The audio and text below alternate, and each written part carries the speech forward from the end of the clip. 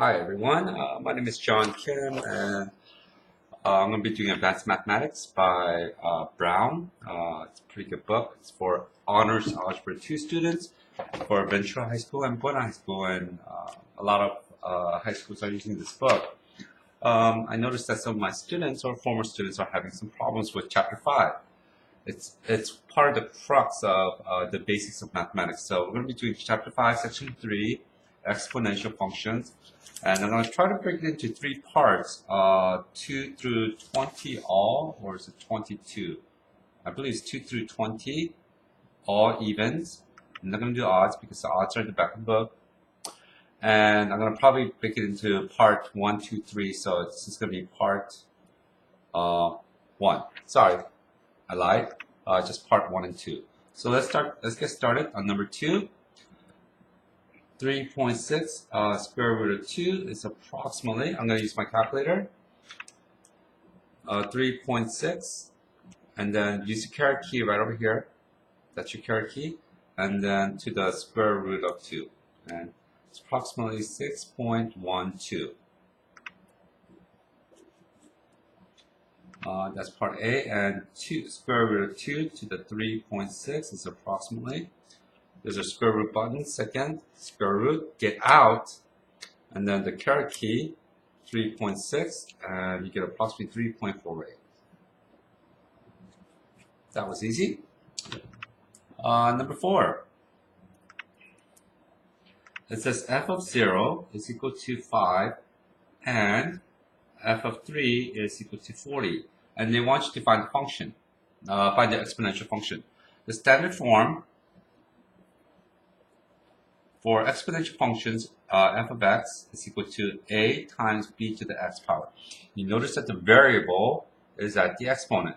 So some coefficient a times some base b to the x power.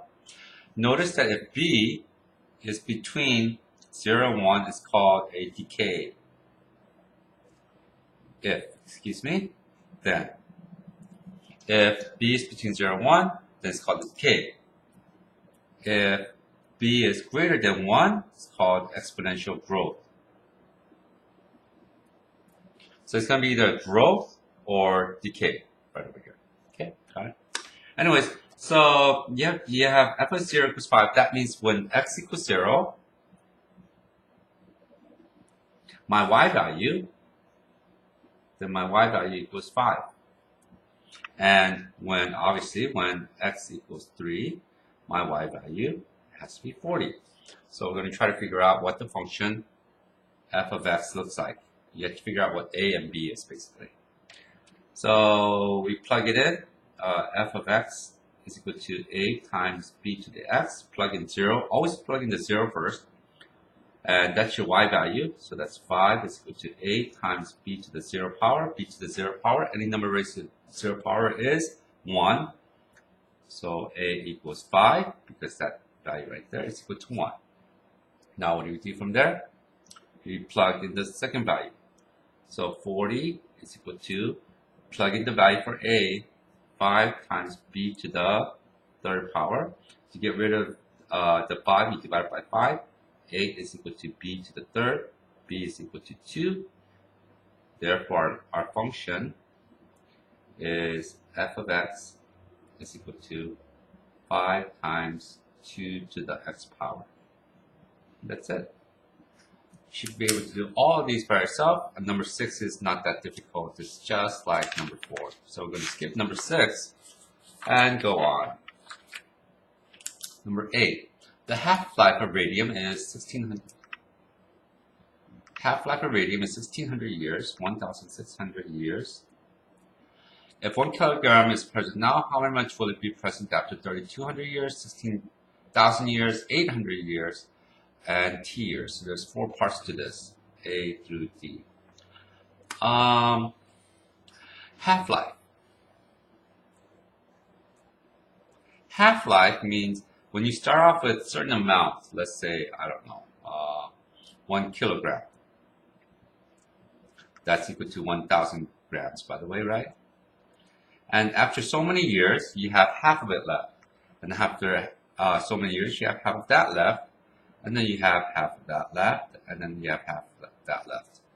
And that's called a half-life, and this is how long it takes to have half of it left. Okay? So let's look at it. Part A, after 33,200 years, how much do you have left? Right? The way we do this is we start with 1,000 grams of radium, and after 1,600 years, that's 0 years, right? You have 500 grams left after 1,600 years, and then you have 250 grams left after 3,200 years. There it is right there. After 16,000 years, how much do you have half of it left? Well, that's another 1,600 is 4,800 years. You have 125 grams. And then I'm going to use a calculator pretty soon because it's going to start to get really fast. Actually, 6,000, 7,800, and then what do you call it? 1,600 years is going to be 9,400. And so what's going to happen is 1, 2, 3, 4, 5, 6, 7, 8, 9, 10. After 10 cycles, it's going to be 16,000 years, right? Because 1,600 times 10 will be 16,000 years. So it's going to have 10 cycles of this. So you start off at 1,000, then you have 500, then you have 500, then you have 250, then you have 125, and then you have 62.5, and then you have 31.25, then you have 15.625, then you have half of that, which is 7.8125, means 1, 2, 3, 4, 5, 6, 7, that's 7 so far, divided by 2 again, you have 3.90625, that's 8, we're almost there, 1.953125, and then lastly, you have 0.9765625 grams left. So after 16,000 years, you have 0.97625. There is an easier way to do this because you're going to have a lot of trouble. Well, so how are we going to see what the function looks like? We use the same process again, except with half-life, the formula is a little bit tricky. It looks like this. A as a function of time, the amount as a function of time is equal to A naught, pronounced as naught, or A0, that's your initial amount. Initial amount means the starting amount times half to the T over H. And that's the time it takes. That's actually your half-life that it takes to, the time it takes to create half of what's left. So that's 1,600. So A as a function of T is equal to the starting amount, which is 1,000 grams, times 1/2 to the T over 1,600. If I put T as 16,000, and I use my calculator, so I go 1,000 times, parentheses, 0.5 raised to the power of 16,000 divided by 1,600. By the way, that should be 10, right? You get 0.97625, something like that. I don't know if you see this or not. There it is right there. Okay, got it. So we should get the same answer, which we did. 0.9765625 grams. How much is left after 800 years? Use the same formula again. A as a function of time is equal to 1,000 times 1/2 raised to the 800 divided by 1,600. That's going to be just the 1/2 power. So A of 800 years, the amount at time t equals 800 years is 1,000 times 1/2 to this 1/2 power is square root of 1/2. Okay. 1,000. Oh, I should know that. That's equal to 1 over square root of 2, square root of 2 over 2 times 1,000. That's approximately 0.707. So times 1,000 is approximately 707 grams. It's left. Notice it's not half. Part D is rather simple. The amount as a function of time t, the amount that's left as a function of time t is equal to the initial amount, which is 1,000 times 1/2 to the t over 1,600. I would have just plugged this into the very beginning. That way you don't have to deal with all this other stuff that you have to do, like right here. Okay, got it.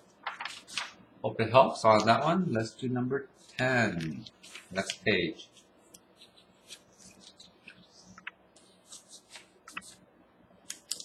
The table shows a population P for small mythical nation of various times. So at this is number 10. At time t, and you have this chart right there. The population is a function of time t. 1825 at 200. 1850 at 252. 1875 at 318, and then 1900 at 401. And it tells you that does this appear to be population growth exponentially? Well, if you think about it, in 1825 there's 200, and you notice that at 1900, 400, so it doubled. In about 75 years. Did it double again in another 75 years? The last portion is 1975. Yes, it did double to 800. So it is an exponential growth. Yes. How long does it take for the population double? Obviously, we just answered that. Part B is approximately 75 years. And part C. Find the equation for P of t using exponential t minus 1825. So population as a function of time t is equal to, since it's a growth model, it's going to be A naught, the initial amount, times 2, that's the doubling effect. So this is the doubling effect right here. If it triples, it's going to be 3. Make sure you get this doubling or tripling effect. And it's going to be, when it doubles, 75 years. So it's going to be, and they actually give you a hint, t minus 1825, and then divided by how long it takes to double, the doubling time, that's going to be 75 right there. Okay. And that's it. And by the way, the initial amount is 1825. So part C, that's our answer. Let me draw it, write it really neatly for you. Population as a function of time t is equal to 1825 times 2 to the t minus 1825 all over 75. And we're going to test it just to make sure it works. We're going to find the population at 1975. Using calculator. So, taking this off. 1825, and then times 2 exponent I have to put parentheses around 1975 minus 1825, and then divided by 75. I should get approximately 800. Okay, so do you see kind of how I did that a little bit? Okay, got it. And then the answer is 7,300. Should have been 800 somewhere. 800. Oh, sorry. My bad. The initial amount is not 1825, it's going to be 200. Excuse me. Let's try that again. I'm going to use what's called the entry key right over here. Go back to it. And just go 200 and then delete. I don't even need the times. Okay, let's do it again. So this is how it works. Press enter, get approximately 800. Ooh, I got 800. Nice. Check. So I knew it worked. Okay. We'll do number 12.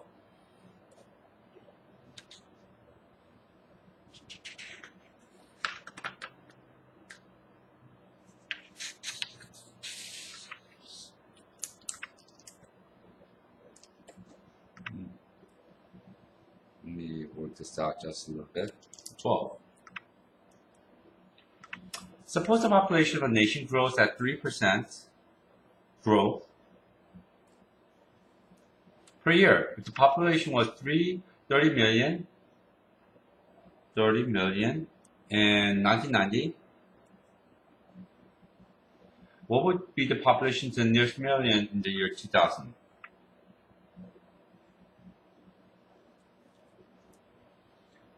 Okay, so this is kind of like, pretty good growth rate, 3% per year. You have 30 million people. By the way, the United States currently, in the year 2008 or 10, surpassed 300 million. This is in 1990, so it's a pretty small country. They want to see how much population is in the year 2000. Okay, so there it is. Population growth is a function that looks like this. Population as a function of time t is equal to the initial amount, A0 times 1 plus r raised to the t power. Notice there's no half-life or doubling effect. Okay, population t is going to go from 1990 to 2000, so it's going to be 10 years. It's equal to A0, which is the initial amount, which was, I believe, 30 million. The interest rate is 3%, which is in decimal 0.03 raised to t, which is 10. And I'm just going to use that calculator really quickly. 30 parentheses 1.03 and parentheses exponent to the 10 power. And 40.3 million, approximately 40 million. Okay, I think that's it. I'll do part 2 later on, okay?